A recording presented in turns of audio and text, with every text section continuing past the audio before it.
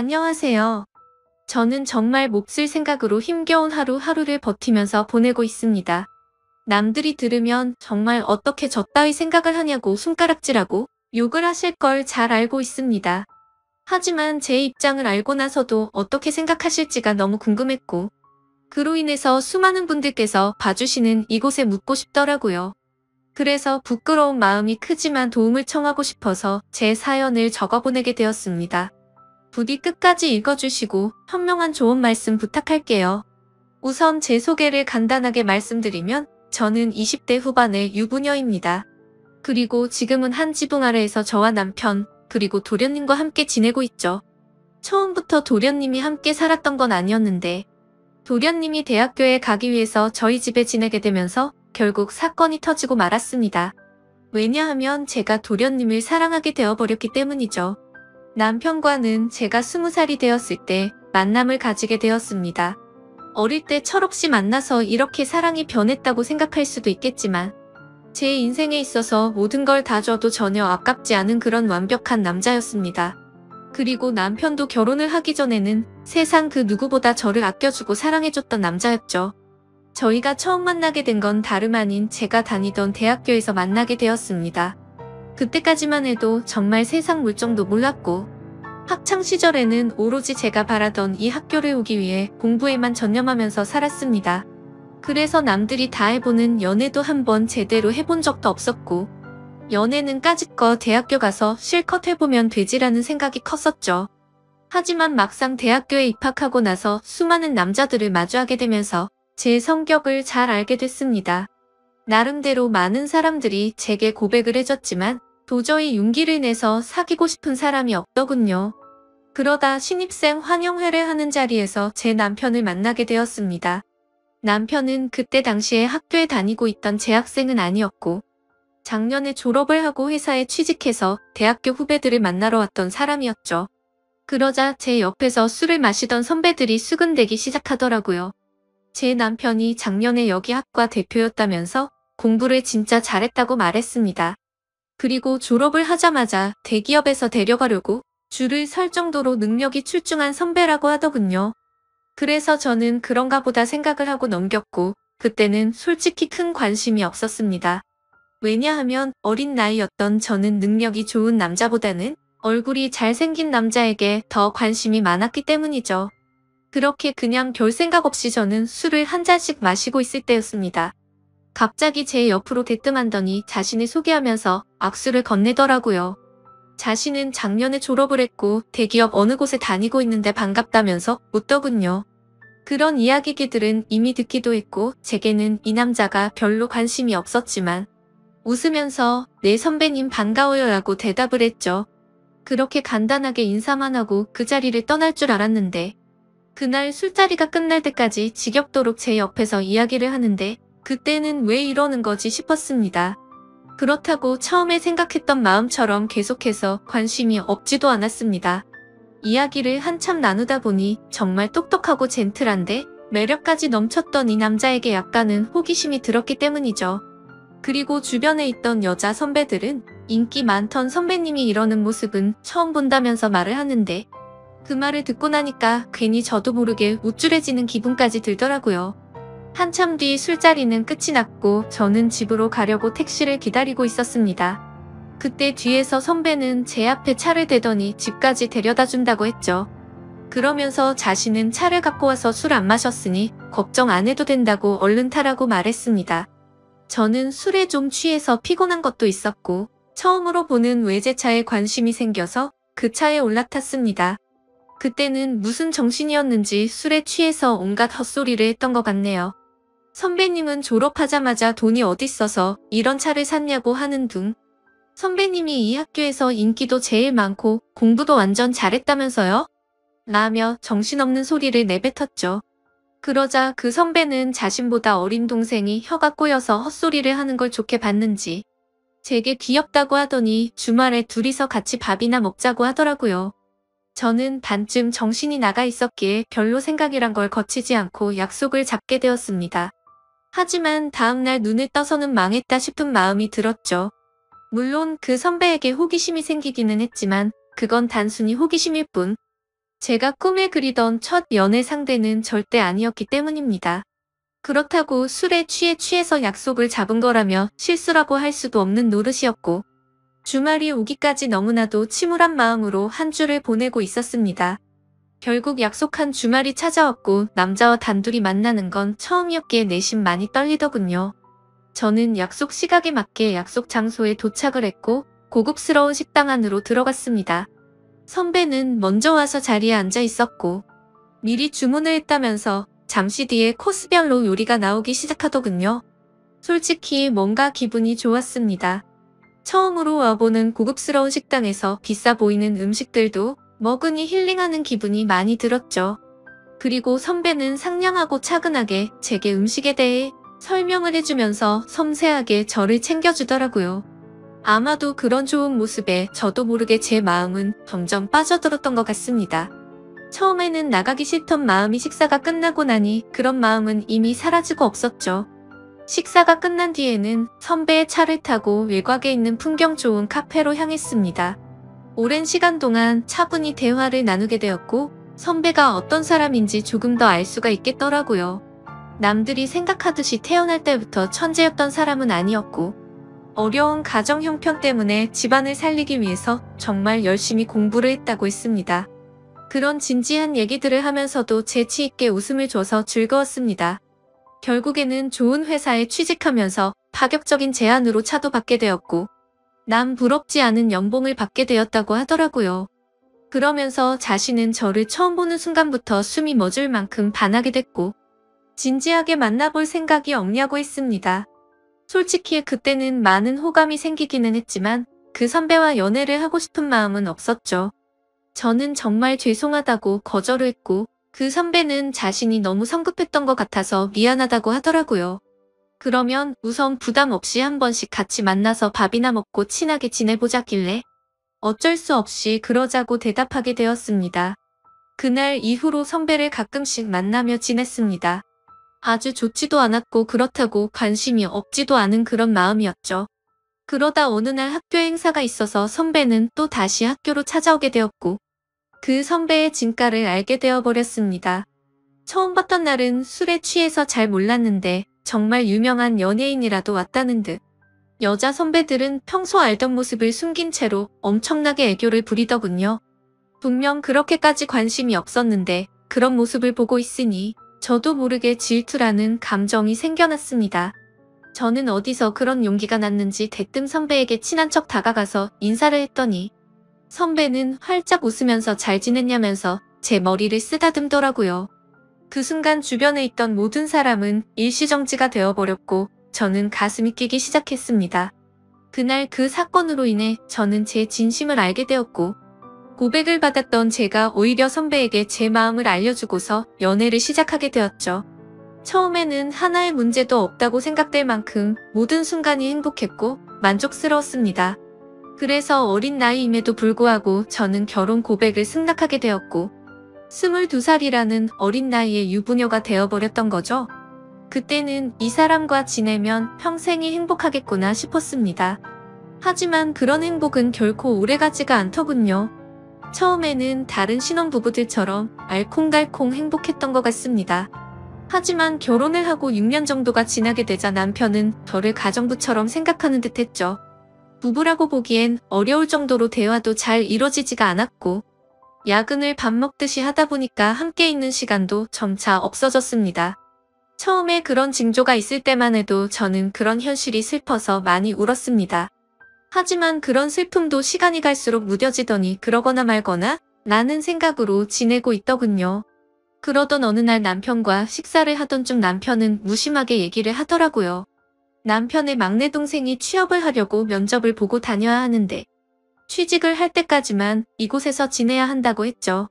저는 저와 한마디 상의도 없이 그런 결정을 내리고 통보하는 모습에 화가 났습니다. 결국에 또 싸움을 하게 됐고 도련님이 오면 나는 집 나갈 거라고 통보하고 방으로 들어가 버렸죠. 하지만 제 협박 아닌 협박은 남편에게 전혀 통하지도 않더군요. 그러거나 말거나라는 마음인지 주말 아침 일찍 현관 벨이 울려서 봤더니 도련님이 왔더라고요. 저는 미리 알지도 못했기에 깜짝 놀랐습니다. 그저 당황스럽기도 했고 남편 때문에 화도 났었고 그런 복잡한 마음이었던 것 같네요. 하지만 그런 상황을 전혀 모르는 도련님에게 문도 열어주지 않을 수는 없어서 문을 열어주고는 아무렇지 않은 척 반갑게 인사를 건넸습니다. 마지막으로 봤을 때가 결혼식쯤이었는데 그 사이에 엄청난 미남의 남자로 컸더라고요.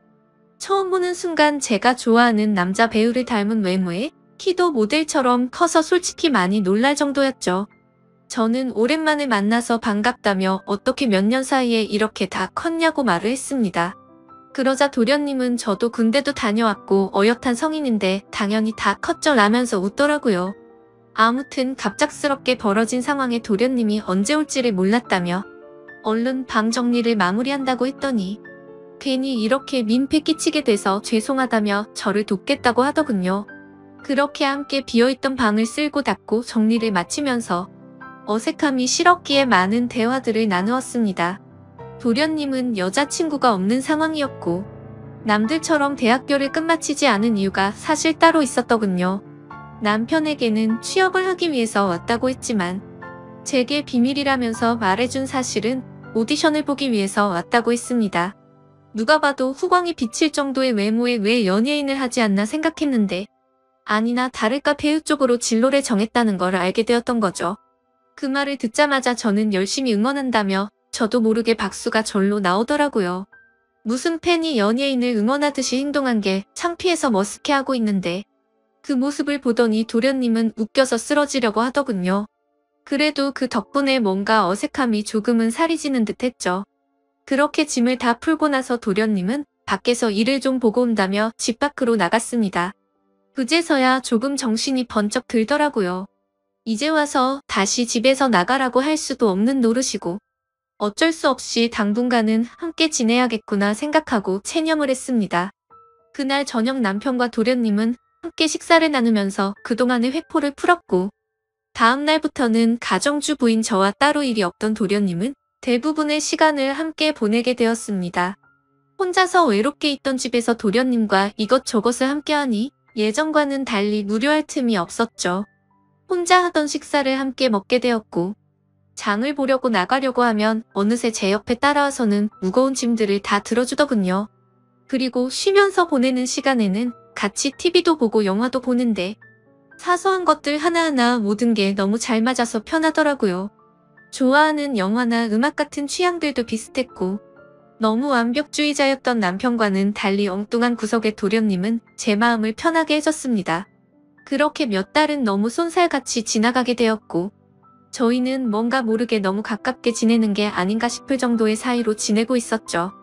그러다 어느 날 새로운 그림을 벽에 달기 위해서 망치로 못을 내려치다가 그만 놓쳐버리고 말았습니다.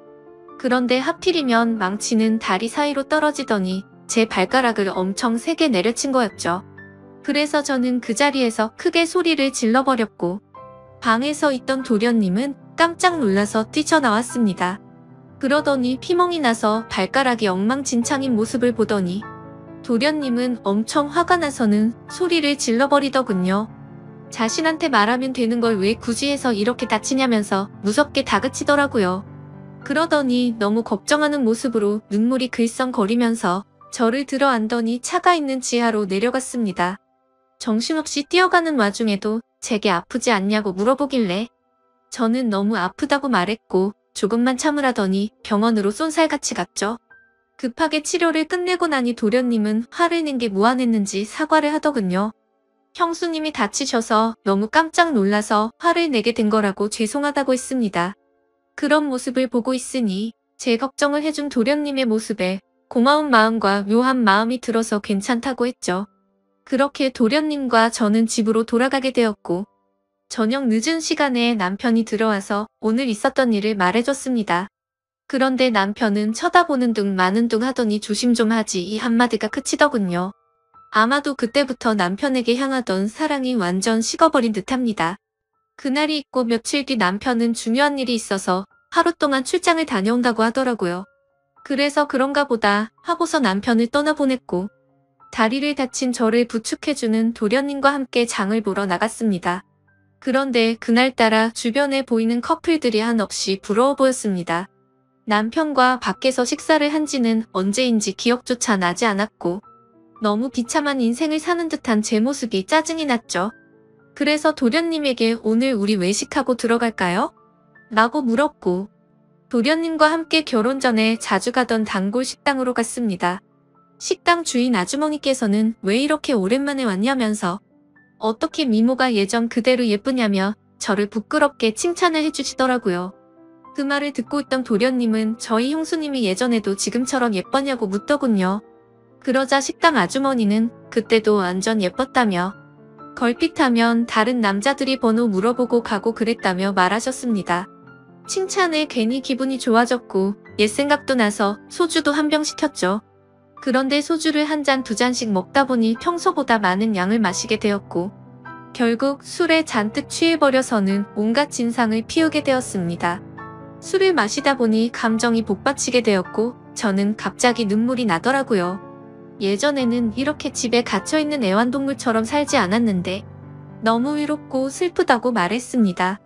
그러자 도련님은 아직 젊은데 굳이 왜 그렇게 지내냐고 묻더군요. 그 말을 들으니 맞는 말이었습니다.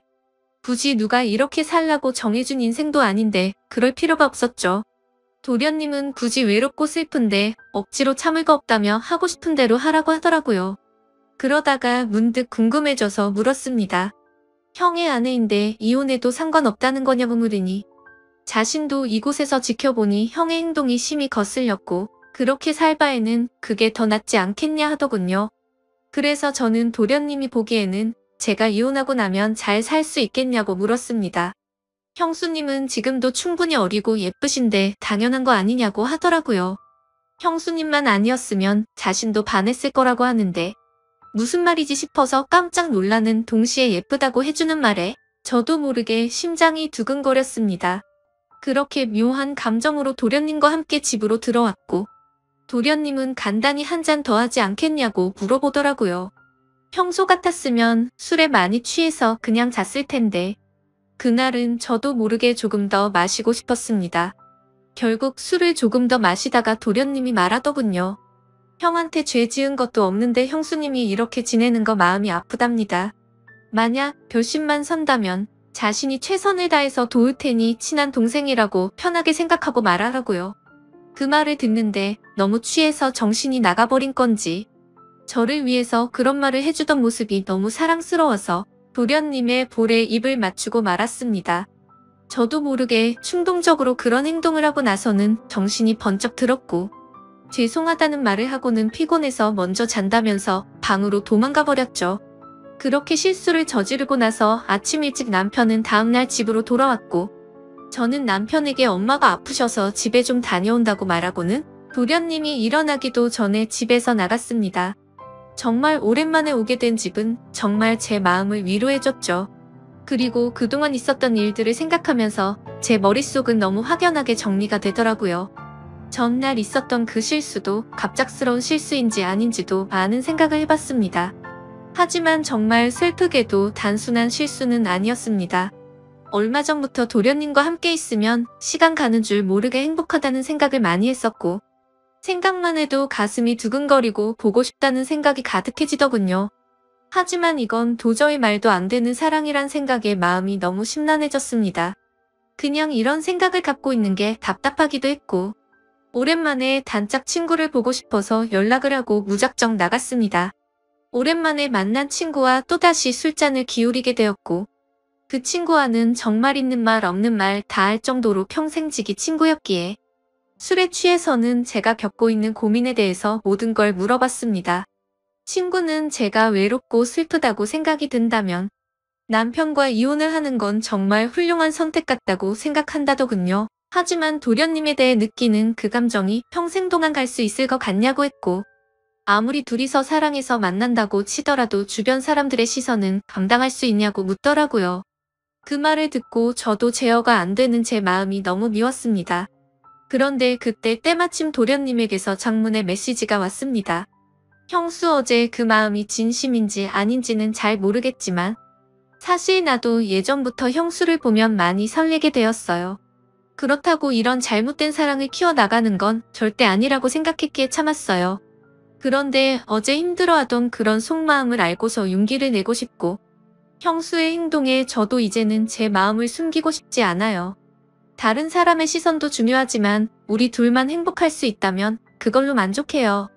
그리고 굳이 우리가 이곳에서 지낼 필요도 없고 해외에서 새로운 시작을 하면 되니까 신중하게 생각해주세요. 이렇게 메시지가 왔는데 그걸 보자마자 제 마음은 더욱 더 심란해졌습니다. 그날부터 잠깐도 쉴 새 없이 어떻게 해야 하지라는 생각으로 며칠이 흘러가봤죠.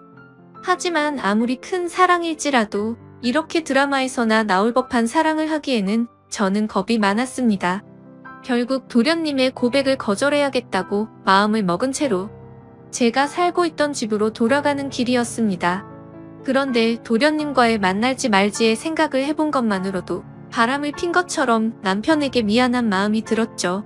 그래서 오랜만에 남편과 외식을 하고 싶은 마음에 깜짝 놀래켜주려고 남편의 회사로 찾아갔습니다. 남편 회사 근처에 위치한 커피숍에서 커피를 시키고서는 남편에게 연락해서 이곳으로 오라고 하려고 전화를 하려던 순간이었습니다. 그런데 제 눈앞에는 충격적인 광경이 펼쳐지고 말았죠. 신호음이 가는 중에 남편이 저 멀리서 보였는데 어떤 미모의 어린 여자와 입맞춤을 하고는 회사로 들어가더군요. 내가 지금 본 게 도대체 뭐지 싶었고 너무 충격적이었습니다. 솔직히 남편에 대한 미련은 전혀 없는 줄 알았는데 막상 바람을 피우는 그 모습을 보니 배신감에 피가 거꾸로 솟는 기분이더군요. 순간적으로 저는 그 길로 남편이 아니라 곧장 그 여자의 뒤를 따라갔습니다. 그렇게 택시를 따라간 그 길은 제게 너무나도 익숙한 길이었죠. 그렇게 도착한 목적지는 다름 아닌 바로 제가 다니던 대학교였습니다.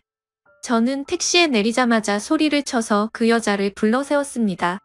그러자 그 여대생은 당황해하면서 저를 쳐다보더라고요. 그래서 저는 다가가서 말했습니다. 나 태호 씨 부인 되는 사람인데 태호 씨가 누군지 아시죠? 라고 했습니다. 그 말을 듣자마자 그녀는 엄청 당황해 하더군요. 태호 선배요? 태호 선배가 부인이 있다는 건 전혀 몰랐는데 라며 말끝을 흐리더라고요. 그래서 저는 대충 상황 파악이 되었고 시간을 좀 내달라고 하고는 그동안 있었던 일에 대해서 이야기를 듣게 되었습니다. 제 남편과 처음 만나게 된 건 올해 초에 특별 초청 강사로 남편이 왔던 거였고 그때부터 만나오게 된 거였으니까 6개월가량을 몰래 만나오고 있었더군요. 그리고 며칠 전 출장을 갔다 온 것도 이 여자와 여행을 다녀왔던 거였답니다. 이 여자에게는 처음부터 총각인 척 행세를 했다더라고요. 어린 동생 같은 여자가 너무 큰 충격을 받아서 울고 있는데 안쓰럽기까지 하더라고요. 그래서 말했습니다. 나도 이 학교 나와서 언니 같아서 해주는 말인데 그 남자 정말 변하기 시작하면 끝도 없는 놈이라고 했죠. 나는 오늘부로 이놈이랑 당장 끝낼 거라서 상관없는데 앞으로 어떻게 할지는 잘 결정하라고 말하고는 집으로 돌아와 버렸습니다. 저는 그렇게 집으로 모든 짐을 싸서 나가려고 가고 있는데 남편이란 놈에게서 한참 동안 전화가 오더니 계속 받지 않으니 그 여자애와 통화를 하는 건지 전화가 그만 오더군요. 현관문을 열고 들어서자 도련님이 아무렇지 않다는 듯이 해맑은 미소로 웃으면서 반기는데 참아왔던 눈물이 왈칵 쏟아졌죠. 도련님은 너무 당황해하면서 저를 끌어안아줬고 한참 울고 나서 모든 사실을 이야기해줬습니다. 그러자 제게 말하더라고요. 차라리 잘된 거라고 생각하랍니다. 자신도 그런 더러운 짓을 한 친형을 앞으로 마주보는 것조차 싫다면서요. 하지만 그 순간에는 일단 당장은 짐을 싸서 나가고 싶고 한순간도 그곳에 있기가 싫었습니다. 그래서 이 이야기는 나중에 하자고 말했고 도련님은 제 짐을 들고 저희 본가까지 저를 바래다 줬죠. 저는 오늘 있었던 상황이 정신이 없어서 온몸에 힘이 빠져서 잠이 들고 말았습니다. 그런데 그날 밤 벨소리가 울리더니 도련님에게서 전화가 오더라고요. 집 앞이라고 나오라고 해서 나가봤더니 얼굴에 피멍이 들어서는 저를 아프게 한 게 너무 열받아서 참을 수가 없었답니다.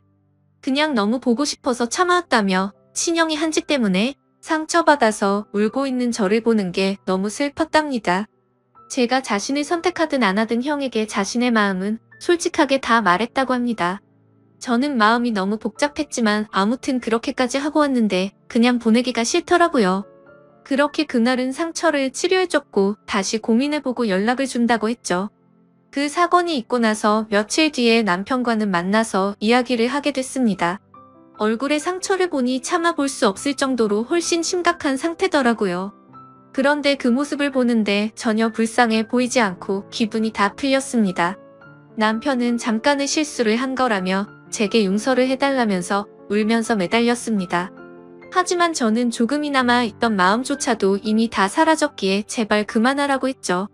솔직히 말해서 제 앞에 있는 이 인간의 얼굴을 보고 싶지 않았고 도련님의 얼굴을 보고 싶은 마음뿐이었습니다. 어떻게 이런 상황에도 불구하고 제 마음은 제 마음대로 되지가 않더군요. 한참을 아무 말 없이 가만히 있으니 남편은 직설적으로 제게 물어봤습니다. 동생이 너를 사랑한다고 했다는데 너는 걔를 어떻게 생각하냐고 하더라고요.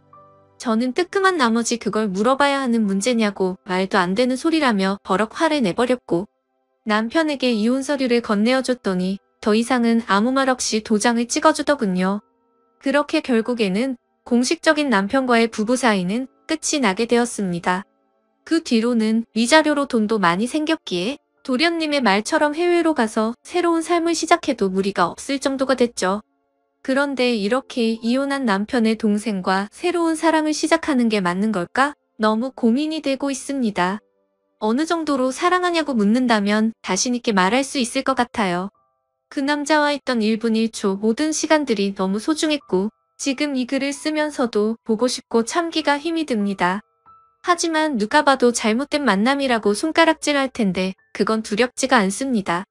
다만 영원할 것 같아서 해봤던 사랑이 이렇게 산산조각 났는데 또 시작을 해도 되는 건지가 두려울 뿐이죠. 제가 앞으로도 어떤 삶을 살아가는 게 좋을까요? 제 앞으로의 미래를 위해서 현명한 댓글 남겨주시길 부탁할게요. 긴 글을 읽어주셔서 진심으로 감사드려요.